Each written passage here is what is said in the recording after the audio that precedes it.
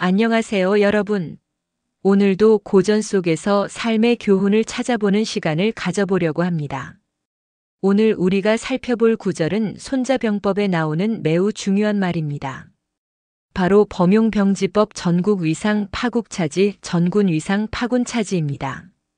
이 말은 무릇 모든 전쟁의 방법은 적국을 온전하게 놓아둔 채 이기는 것이 최상이고 모조리 파괴하여 이기는 것은 차선이다.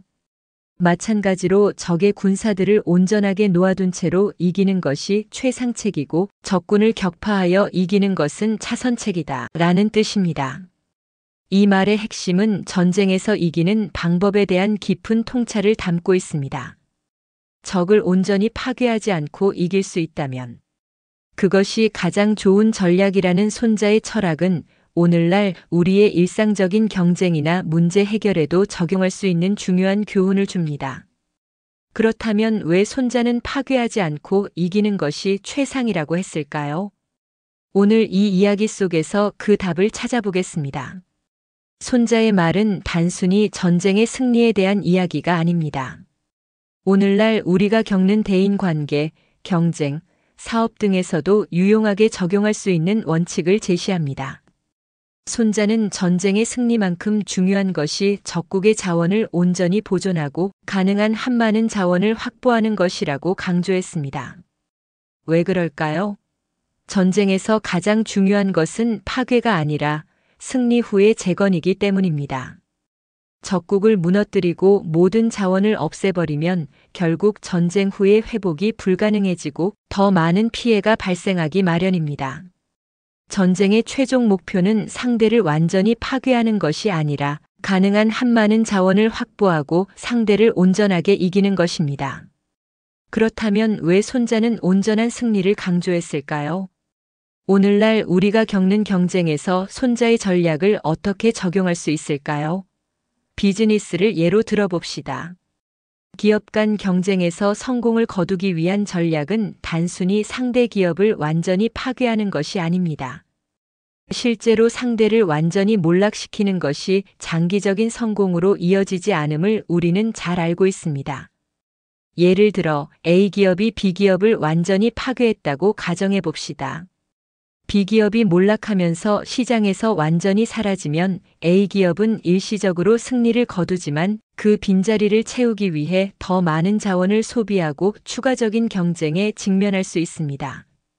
게다가 B 기업의 소비자들, 협력사들, 그리고 인재들이 A 기업으로 전환되면서 A 기업은 새로운 문제에 직면할 수 있습니다. 이것은 손자가 말하는 차선책입니다. 적을 완전히 파괴하여 이기는 것은 단기적인 승리를 가져올 수 있지만 그 후에는 회복과 재건이 어려워지기 때문에 최상의 전략은 적을 파괴하지 않고도 이기는 것입니다. 그렇다면 최상의 전략은 무엇일까요? 손자가 강조하는 온전한 승리는 상대의 강점을 인정하고 그들과 공존할 수 있는 방식을 찾는 것입니다.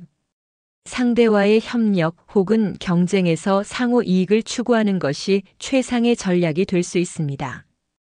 예를 들어 A 기업과 B 기업이 경쟁하는 상황에서 두 기업이 서로의 강점을 인정하고 협력하여 시장을 확장하는 전략을 택한다고 가정해 봅시다.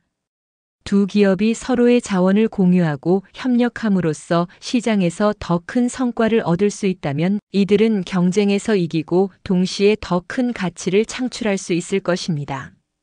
이러한 협력의 예시는 비즈니스뿐만 아니라 정치, 사회적 문제 해결 등 다양한 분야에서 유용한 전략이 됩니다. 상대방을 완전한 파괴가 아니라 온전하게 이기는 방법으로 다룬다면 더 큰 이익을 얻을 수 있다는 것이 손자의 교훈입니다. 손자의 완전한 승리는 오늘날 우리 사회에서 경쟁의 본질을 되돌아보게 합니다. 우리는 종종 경쟁에서 누군가를 완전히 무너뜨려야만 승리한다고 생각할 수 있지만 실제로는 그런 방식이 항상 최선이 아니라는 점을 명심해야 합니다. 사실 우리는 종종 경쟁에서의 승리가 상대를 무너뜨리는 것만으로 끝난다고 착각합니다. 하지만 손자는 온전한 승리를 말하며 상대방도 온전하게 두고 협력하거나 더욱 효율적으로 이기는 전략을 강조합니다. 오늘날의 경제적 성공, 사회적 관계, 개인적 성장 모두 온전한 승리를 지향하는 태도에서 비롯됩니다. 정치적 분야에서도 이 전략은 유용합니다. 선거에서의 승리를 예로 들면 모든 상대 후보를 완전히 무너뜨려서 이기는 것보다는 각 후보의 강점이나 의견을 존중하고 정치적 협력을 통해 더 많은 사람들과 함께 나아가는 길이 더 바람직할 수 있습니다. 이는 정치적 이념 차이를 극복하고 협력하는 방법이 될 수 있습니다. 정당들이 서로의 차이를 인정하고 협력하여 더 나은 사회를 만드는 방식이 결국 더 큰 이익을 낳고 장기적인 안정성을 유지하는 방법이 될 수 있죠. 오늘 우리는 손자병법을 통해 온전한 승리를 추구하는 전략에 대해 배웠습니다.